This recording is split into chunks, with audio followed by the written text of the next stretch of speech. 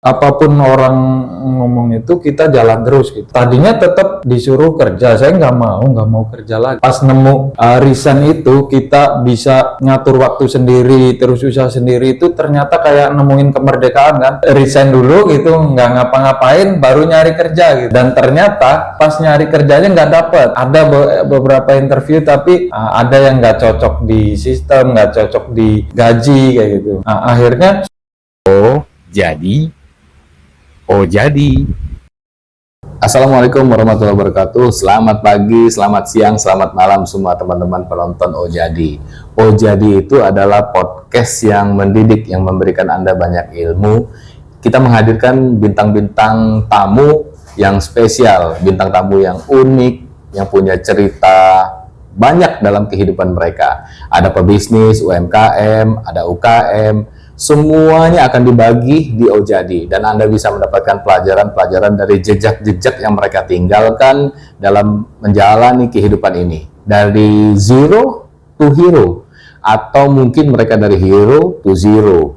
Bagaimana ceritanya, bagaimana hal-hal yang mereka sampaikan ini bisa menginspirasi Anda harus tonton, tetap pantang Jadi. Setiap minggu kami menghadirkan 2 episode ya, hari Selasa dan hari Sabtu, yang kita upload jam 5 sore. Jangan lupa sub, like, and share untuk Anda, agar Anda mendapatkan notifikasi dari kami untuk video-video yang terbaru. Hari ini bintang tamu kita adalah Fajar. ya. Saya kenalnya dengan nama beliau ini adalah Fajar Sablon. Ya, boleh. Fajar Sablon. Sekarang kalau saya ditanya nama sekarang Fajar Jama-Jama lah. Fajar Jama-Jama.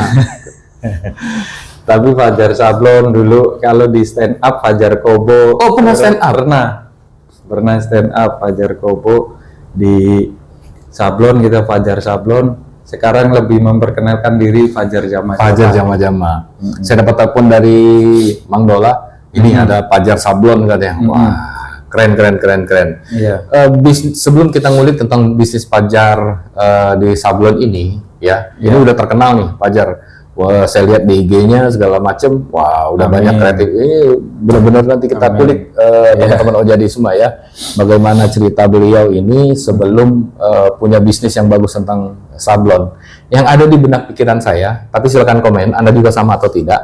Yang ada di benak pikiran saya, sablon ini sudah mulai ditinggalkan karena sudah ada digital printing. Sablon ini sudah mulai bisnis yang tidak menjanjikan. Tetapi ternyata di tahun 2020-an ini perlahan tapi pasti, apalagi setelah Covid ya, bisnis tentang sablon menyablon ini ternyata Gen Z, anak muda, banyak yang pakai baju-baju yang ini nih, seperti saya ini, gitu kan? Baju-baju yang seperti Fajar. Ini baju-baju yang hype, yang baju-baju yang dulu orang tidak terlalu aware dengan banyak gambar-gambar, banyak merek dan lain sebagainya. Sebelum kita ulik tentang bisnis yang sangat menjanjikan ini, ya, dan apa saja yang akan kita dapat di sini, teman-teman Jadi semua, saya mau tanya dulu, Fajar dulu memang kuliah di desain grafis hingga jadi orang sablon atau gimana? Nah, kebetulan enggak. Enggak ada hubungannya sama sekali kalau basic pendidikan dan latar belakang. Jadi kalau sekolah SMA ya SMA umum, SMA IPA, kemudian lanjut kuliahnya justru di kehutanan. Kehutanan dulu. Kehutanan di Institut Pertanian Bogor. Terus kerja di sektor kehutanan juga selama 6 tahun. Lulusan dari mana? IPB tadi. Dari IPB? Oke. Anak IPB tahun berapa kamu angkatan? Angkatan kalau di IPB itu 39. Kalau tahunnya tuh 2002. 2002. Masuk 2002 atau masuk 2002. Selesai tahun? Selesai 2005, kemudian 2006 kerja ke sini, ke Palembang, di sektor hutan tanaman industri. Terus kerja di sini? Nah, dari kerja di kehutanan 6 tahun, itu kalau di kehutanan kan kayak tambang ya sistemnya. Jadi kita kerja di site lokasi yang mana jauh dari peradaban kan, di hutan kan. Itu punya sistem off itu 1 bulan atau 24 hari kerja, 1 minggu off gitu, baru pulang ke rumah Palembang. Lama-kelamaan tuh sistem itu yang bikin apa namanya ya, bosen. Harus apalagi setelah nikah punya anak itu harus ninggalin keluarga kan. Ada ini beban sendiri atau namanya ada beban sendiri lah, kepikiran. Kerjanya keluar kota ya? Iya, di lokasi di lokasi. Setelah lahir anak kedua kayaknya apa namanya harus nyari tempat kerja yang deket rumah. Pengennya supaya bisa tiap hari pulang ngelihat perkembangan anak, karena di anak pertama nggak ngelihat. Itu lumayan cukup sedih, pengalaman cukup. Tahu nggak, misalnya Baher itu 1 bulan nggak ketemu anak nih, lagi umur kecil-kecil bayi kan, pas kita off ketemu nggak kenal tuh, digendong nggak mau, nangis ketemu kita, orang asing kan. Panggilnya om lagi ya? Kalau dia bisa ngomong mungkin manggil om, karena belum bisa ya nangis saja kan. Nah terus berapa hari baru kenal setelah di rumah, pas sudah kenal harus pergi lagi. Oh gitu? Iya kan, masa yang anak kedua mau diulangin lagi gitu. Akhirnya coba nyari kerjaan dekat rumah gitu, daripada apa nanti malah bikin fokus di kerjaan jadi nggak benar, fokusnya ini atau nggak fokus gitu. Mumpung masih kita baik-baik, masih ininya belum ada masalah, kita tinggalin atau resign tuh secara baik-baik kan, ninggalin. Jadi kamu resign bukan karena ada masalah di kantor? Bukan. Ya? Jadi memang karena pertimbangan keluarga, murni pertimbangan keluarga. Tahun berapa resign? Masuk kerja 2006, resign 2012. 2006, resign 2012. Nah, 6 tahun itu. Nah, dari resign itu, nah ada kopi bang. Oke, ada kopi, kita kasih kopi nih, biar. Oke. Oh ini udah dikasih gula? Iya. Terima kasih. Iya, sambil ngopi Jar. Ya. Relax santai karena suasana hujan. Ya maklum lah. Kemarin panas-panas, kemarau, musim hujan. Iya. Kita ribut soal ini. Sekarang hujan. Waduh. Hujan banjir. Hujan banjir lagi. Ribut lagi. Jadi mau Anda tuh apa gitu ya? Oke, lanjut Jar. Jadi lanjut tadi kan. Nah, dari resign, saya tuh resign dulu. Kalau orang kan prinsipnya biasanya kayak ini, harus punya pegangan dulu baru tinggalin pegangan yang satunya gitu. Kalau saya nggak bang, saya ini dulu resign dulu gitu, nggak ngapa-ngapain, baru nyari kerja gitu. Itu yang uniknya. Dan ternyata pas nyari kerjanya nggak dapet. Ada beberapa interview tapi ada yang nggak cocok di sistem, nggak cocok di gaji kayak gitu. Nah, akhirnya nyari-nyari udah ini nih, habis nih tabungan, maunya gaji kan. Pas resign cuman nggak dapat pesangon kan, kita ada cuman sisa 1 bulan gaji, kemudian sisa tabungan jam sostek kayak itu. Wah udah habis nih, harus cari pemasukan.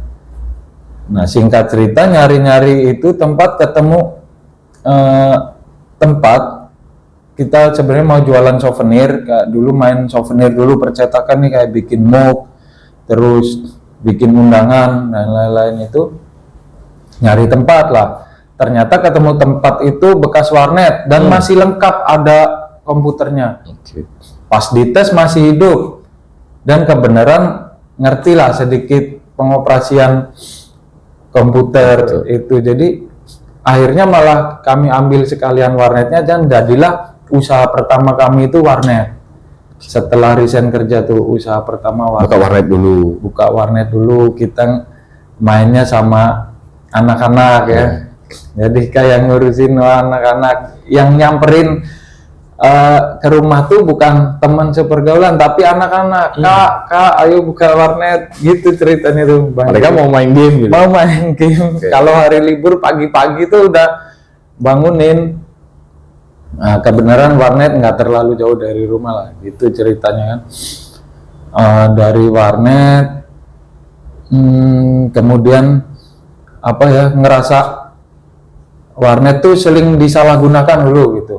Orang tua tuh nggak seneng kan anaknya di warnet terus, sering tahu-tahu anak tuh ditarik dari warnet sama ibunya karena apa namanya, belum ngerjain tugas lah atau ada apa di warnet terus, jadi sering jadi apa namanya, Nggak enak juga tidak ya? nggak enak gitu. Terus ada juga yang menyalahgunaan, misalnya kita kan nggak bisa kontrol full ya.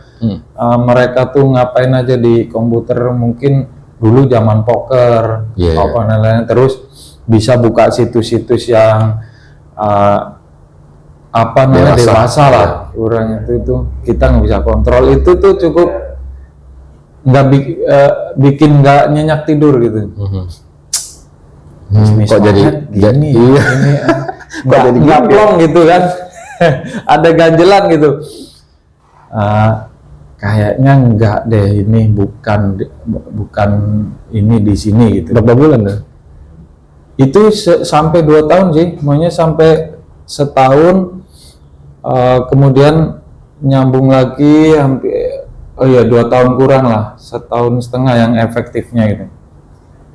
Terus kalau positifnya sebenarnya banyak. Di warnet tuh kita bantu tugas sekolah, sering anak-anak bikin tugas saya bikinin, bahkan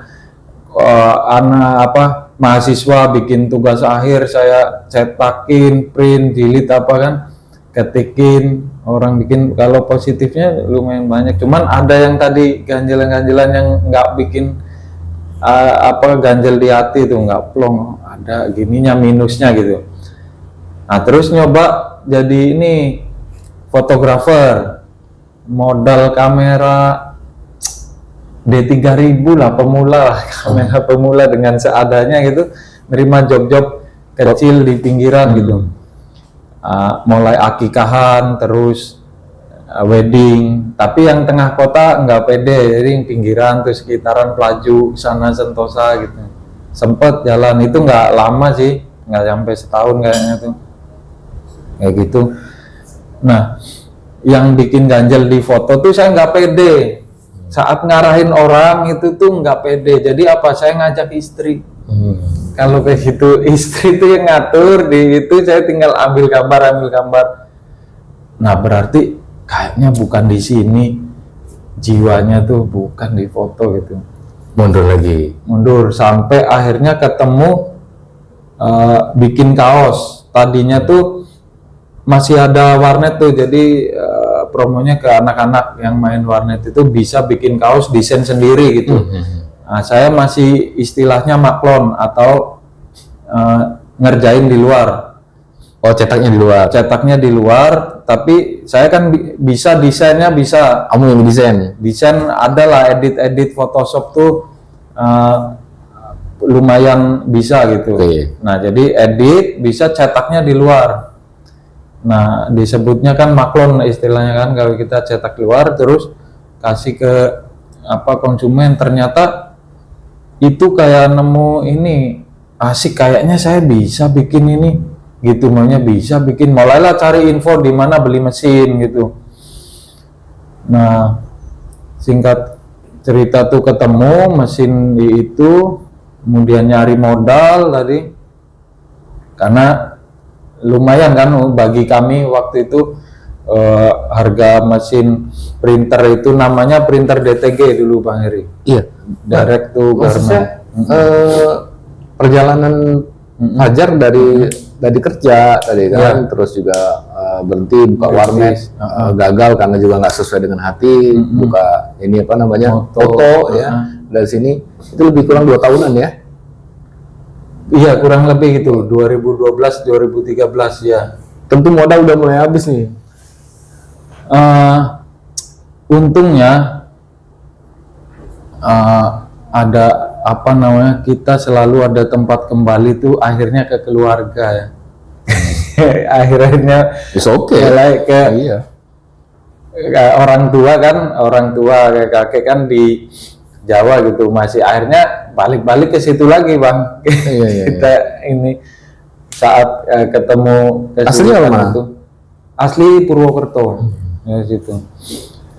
Nah itu baru tantangan tersendiri ya. Ada juga tantangan lain kayak misalnya dukungan orang sekitar. Itu pas mulai usaha nggak semuanya dukung bang, termasuk orang tua atau mertua gitu. Pengennya tuh kita kerja yang tetap terjamin gitu. Ya iya, karena itu tahun berapa sih mulai buka usaha sablon startingnya?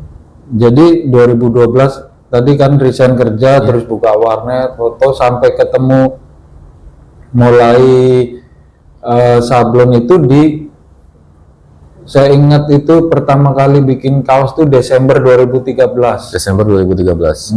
Oke. Nah, sampai ketemu sablon itu pun belum langsung, maksudnya di apa ya, didukung orang tua atau orang tua saya atau orang tua istri gitu. Zaman itu loh Jar, ketika orang sudah peralihan dari sablon manual ke digital printing kalau istilah kita dulu kan. Iya. Digital printing. Jadi ini suatu usaha bisnis yang tidak menjanjikan mungkin di mata Iya, belum kelihatan. orang tua gitu kan. Orang tua belum. Pangsa pasarnya siapa gitu kan. Sementara kita udah punya anak 2 gitu Iya. kan. Karena dulu Anak butuh biaya. sablon itu kan Iya. kayak ini orang underestimate-nya baju murahan itu sablon kan. Ya, Baju yang di sablon yang harganya ini terus desainnya juga masih ya, Namanya- jadul waktu itu kan. Ya kalau kita ngeliat sablon kan memang itu kultur dari ini ya, kayak anak-anak underground atau apa Yes. namanya, street lah, kultur street lah biasanya. Belum nggak ada kuliah sablon, nggak ada jurusan Belajar sekolah, dari mana? nggak ada Iya, gitu. Itu memang apa, kultur street lah, orang yang nyablon biasanya tuh identiknya tuh gitu. Terus gimana untuk meyakinkan keluarga kamu? nggak ngapa-ngapain sih, meyakinkan ya tetap kerja aja terus gitu. Untungnya kami berdua istri itu dalam tanda kutip tuh kompak. Oke. Maksudnya kompak tuh apapun orang ngomong itu kita jalan terus gitu. Tadinya tetap disuruh kerja, saya nggak mau kerja lagi. Sudah gitu kan pengennya.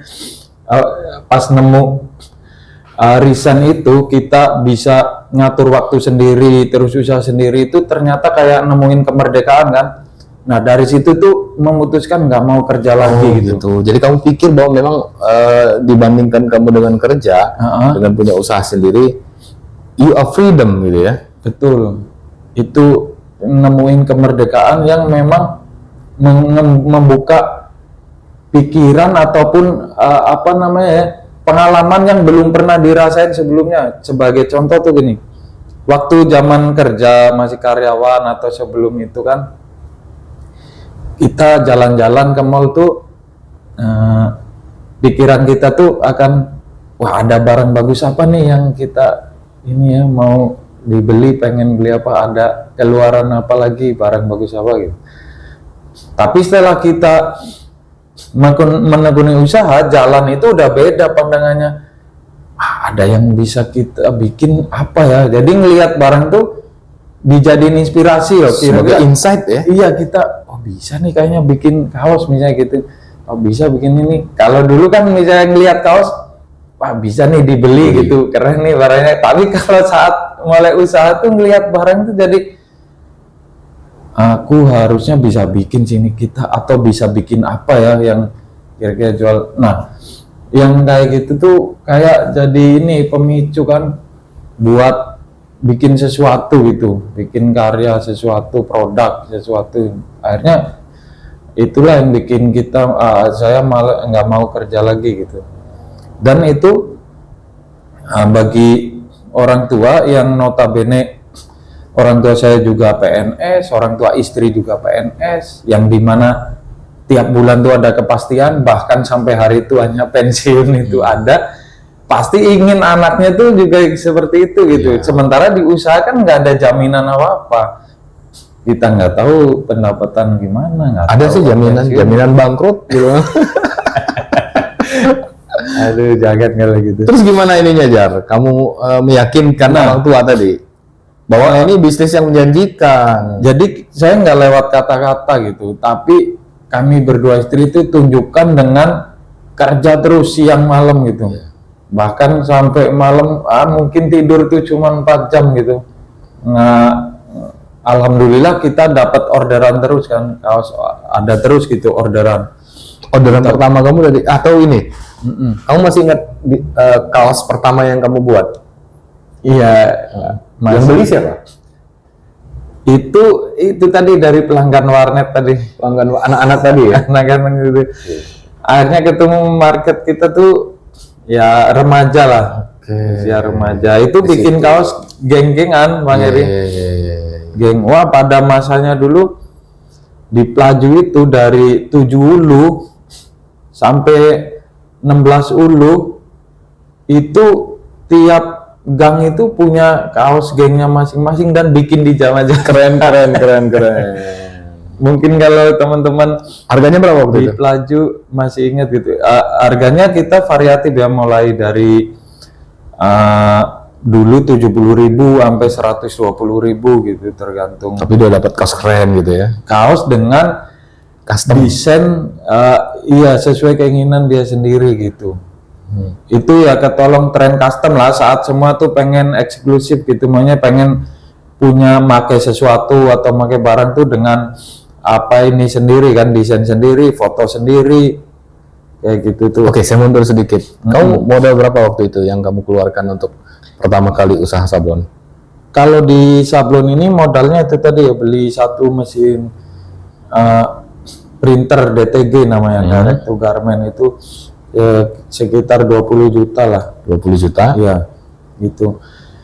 Karena kalau yang sablon manual sebenarnya bisa lebih murah ya, tapi waktu itu ternyata sulit belajarnya sablon manual itu.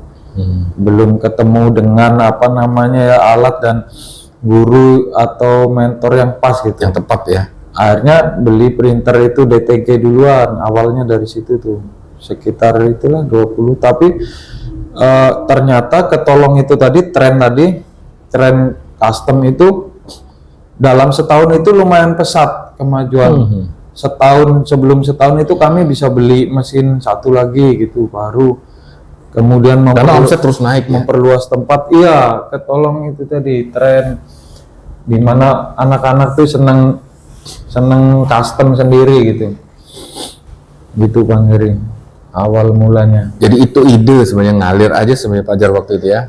Terus Ya itu ngalir aja terus terang, tanpa direncana atau dibikin bisnis plan kayak ini sekarang mau usaha apa. Cuman berawalnya itu aja dari apa yang aku bisa gitu. kendalanya apa Aku nih buka ngerti. usaha sablon ya? Jadi teman-teman di Oja juga bisa belajar gitu ke Fajar. Jadi